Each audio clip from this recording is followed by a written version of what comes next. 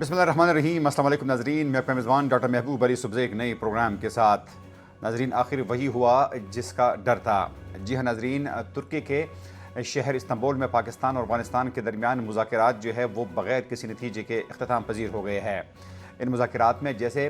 پہلے دن سے یہ کہا جاتا رہا کہ افغانستان کے وفد کا موقف جو ہے وہ زیادہ لچکدار نہیں ہے، اور کہیں پر اگر وہ کسی نتیجے پر پہنچ بھی جاتی ہے تو اس کے بعد ان کو فوری طور پر کابل اور قندھار سے ایسے ہدایات آ جاتی ہے کہ وہ اگر کوئی فیصلہ جو ہے وہاں پر بھی پہنچ جاتے ہیں تو ان کو اپنا فیصلہ جو ہے ان کو ریپیل کرنا ہوتا ہے۔ ناظرین، عجیب سی صورتحال یہ ہے کہ پاکستان نے افغانستان کے سامنے جو ہے وہ جب 3 بڑے مطالبات رکھے تھے تو ان میں سے کوئی بھی ایسا مطالبہ نہیں تھا جن کو پورا نہ کیا جا سکتا ہو۔ یعنی پاکستان نے سب سے پہلے افغانستان کی حکومت کے سامنے یہ مطالبہ رکھا تھا کہ اس وقت آپ کی سرزمین پر جو پراکسیز موجود ہے، وہ پراکسیز جو کہ پاکستان کے قبائلی علاقوں میں، خیبر پختونخوا میں، بلوچستان میں اور ملک کے دیگر علاقوں میں جو کارروائیاں کرتی ہے تو ان کے خلاف بھرپور کارروائی کی جائے۔ یعنی افغانستان کی سرزمین جو ہے یہ پاکستان کے خلاف کسی بھی طور پر استعمال نہ ہو۔ دوسرا پاکستان کا مطالبہ یہ تھا کہ اس وقت افغانستان کے جو مرکزی شورا ہے تو وہاں کے مفتیان کرام جو ہے افغانستان کی سرزمین سے پاکستان پر ہر قسم کے حملوں کو حرام قرار دیں۔ اور تیسرا اور آخری مطالبہ یہ تھا کہ وہ تمام لوگ جو کہ پاکستان کے خلاف کارروائی کرتے ہیں افغانستان کے سرزمین کو استعمال کرتے ہوئے، تو ان کے خلاف ایک بھرپور کارروائی کی جائے۔ اور یہ جو 3 مطالبات تھے تو پاکستان کا یہی کہنا تھا کہ اس پر ایک ریٹن ایگریمنٹ بھی ہونا ضروری ہے۔ تاہم 3 روز کے مذاکرات کے بعد افغانستان نے کسی بھی ریٹن ایگریمنٹ کو کرنے سے انکار کر دیا۔ وربلی تو انہوں نے بہت سارے باتوں پر ایگری کیا، لیکن جہاں تک لکھنے کا آغاز ہونا چاہتا تھا، جہاں پر لکھنے کی امید جو ہے وہ باندھی گئی تھی، تو وہاں پر افغانستان نے کسی بھی ایگریمنٹ کو لکھنے کے فارم تک جو ہے اس سے انکار کر دیا۔ افغانستان کی اپنی بھی کنسرن تھی، ان کا یہ کہنا تھا کہ پاکستان کی سرزمین جو ہے وہ افغانستان کے خلاف استعمال ہو رہی ہے۔ انہوں نے خود پاکستان سے وارنٹیز مانگی، لیکن ظاہری بات ہے کہ اس وقت پاکستان کے قبائلی علاقوں میں، پاکستان کی جنوبی اضلاع میں اس وقت جو دہشت گردی ہو رہی ہے، آئے روز سول آبادی کو نشانہ بنایا جا رہا ہے، پاکستان کی سیکیورٹی اداروں کو نشانہ بنایا جا رہا ہے، یا پھر پولیس اہلکاروں کو یا پولیس اسٹیشن کو جو نشانہ بنایا جا رہا ہے، تو پاکستان کا موقف یہ تھا کہ اس پر لچک دکھائی جائے۔ تاہم مذاکرات میں دیگر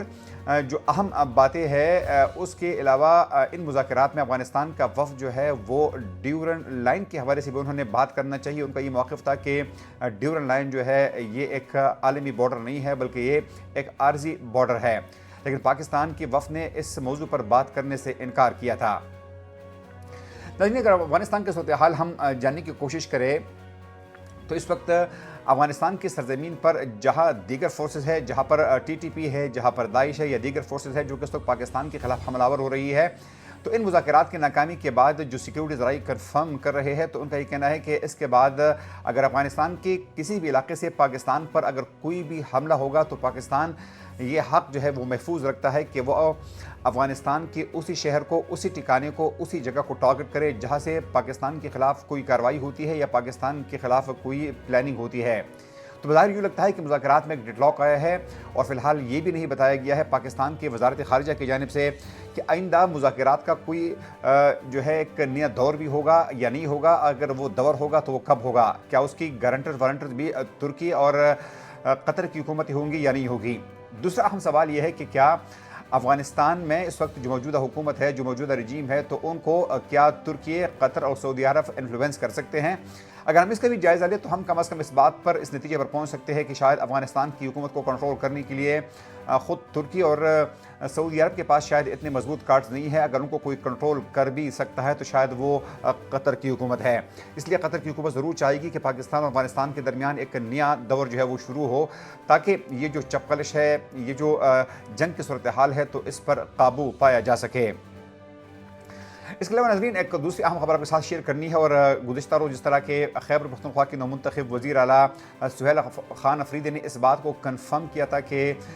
کور کمانڈر پشاور جو ہے عمر احمد بخاری صاحب، ان کی ساتھ ملاقات ہوئی تھی اور انہوں نے کنفرم کیا کہ وہ مبارکباد دینے کے لیے آئے تھے۔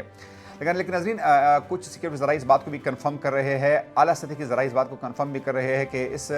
ڈسکشن میں صرف مبارکباد تک بات محدود نہیں تھی، بلکہ اس ڈسکشن میں یہ بات بھی سامنے آئی کہ جس طرح گزشتہ 3 جلسوں میں وزیر اعلیٰ خیبر پختونخوا سہیل افریدی نے D G I S P R جنہوں نے ایک بھرپور پریس کانفرنس کی تھی یہاں پر پشاور میں، تو انہوں نے ذکر کیا کہ اس کے بعد جو سہیل افریدی نے مختلف جلسوں میں اس کا حوالہ دیا اور D G S P R پر کڑی تنقید کی تھی، تو اس حوالے سے بھی بات کی گئی اور کور کمانڈر کے جانب سے شاید یہ کہا گیا ہے کہ آپ اگر پبلکلی اس طریقے سے جلسوں میں پاکستان کی فوج کے حوالے سے یا D G S P R کے حوالے سے اس قسم کی باتیں کریں گے تو اس کا یقیناً ایک اچھا اثر نہیں پڑے گا۔ سامعین ناظرین، گزشتہ روز ایک دفعہ پھر سہیل خان افریدی نے بھرپور کوشش کی کہ ان کے عمران خان کے ساتھ کسی بھی طور پر ملاقات ہو جائے، لیکن ملاقات ان کی نہیں ہو سکی تھی۔ لیکن اس کے بعد عمران خان کی بہن جو ہے انہوں نے میڈیا سے بات کی تھی، ان کا یہ کہنا تھا کہ عمران خان نے سہیل افریدی کے لیے یہ پیغام دیا ہے، یہ میسیج دیا ہے کہ آپ ایک مختصر کابینہ تشکیل دیں۔ جی ہاں ناظرین، مختصر کابینہ تشکیل دیں، کیونکہ اس سے پہلے جو علی امین گنڈاپور صاحب تھے تو ان کی کابینہ کی تعداد جو ہے وہ تقریباً 35 افراد پر مشتمل تھی، اور اس کے ساتھ ساتھ اگر ہم پارلیمانی سیکرٹریز کی بات کریں تو ان کو ملا کے تقریباً یہ کوئی 50 افراد پر مشتمل کابینہ تھا۔ تو اس لیے اس دفعہ ان کو یہ کہا گیا ہے کہ آپ کابینہ کا حجم جو ہے وہ کم رکھیں، لیکن ظاہر بات ہے کہ اب چونکہ سہیل افریدی کے عمران خان کے ساتھ ملاقات نہیں ہوئی ہے تو یہ ضرور دیکھا جا رہا ہے کہ شاید اس کابینہ کی تشکیل میں جو اس صوبے کے بڑے سٹال واٹ ہے پاکستان تحریک انصاف کے، جس میں خود اسد قیصر کا شمار ہے، عاطف خان ہے، جنید اکبر ہے، شاہرام خان ترکی ہے، تو یہ وہ تمام لوگ ہیں جو کہ کابینہ کی تشکیل میں ان کی مشاورت بہت اہم ہوگی، اور یقیناً سہیل خان افریدی جو ہے ان کے ساتھ مشاورت ضرور کریں گے۔ لیکن کم از کم یہ بھی سننے میں آ رہا ہے کہ جس طرح پہلے کابینہ کا حجم بہت زیادہ تھا، تقریباً پاکستان تحریک انصاف کے اسمبلی میں بیٹھے آدھے سے زیادہ لوگ جو تھے وہ کابینہ کا حصہ بن گئے تھے، اس دفعہ کابینہ مختصر بھی ہوگی اور شاید کچھ نئے چہرے جو ہے وہ بھی سامنے آئیں گے، خاص طور پر جو جنید اکبر کا گروپ ہے، شکیل خان، عاطف خان، شاہرام خان ترکی، تو اسی گروپ کے زیادہ تر لوگ جو ہے وہ آ سکتے ہیں۔ جو پرانے چہرے تھے شاید ان میں سے کچھ تبدیل کریں گے اور کچھ نئے لوگوں کو شامل کیا جائے گا۔ لیکن سہیل افریدی کے لیے ٹیسٹ کیس یہ ہے کہ اگر کابینہ مختصر ہوگی تو اس وقت جو 5 بڑے ڈویژن ہیں اس صوبے کے،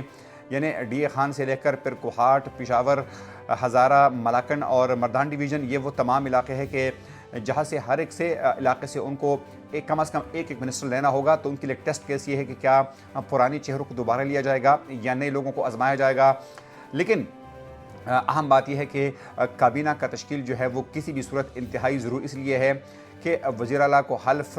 لے ہوئے تقریباً 1 ہفتہ جو ہے وہ اب گزر گیا ہے، بلکہ 8-9 دن گزر گئے ہیں، لیکن ابھی تک چونکہ منسٹریز نہیں ہے تو صوبے کے بڑے کام جو ہے وہ ٹپ ہو کر رہ گئے ہیں، صرف سیکرٹری سے اور ڈی جی سے کام چلایا جا رہا ہے۔ اس لیے عنقریب سہیل افریدی کو کچھ بھی کرنا پڑے، مختصر کابینہ بھی ہو، لیکن ان کو ہر حالت میں جلد سے جلد کابینہ کو تشکیل دینا ہوگا۔ اگر پروگرام تک میں میزبان ڈاکٹر محبوب علی سبزیک کو اجازت دیجیے، اللہ حافظ۔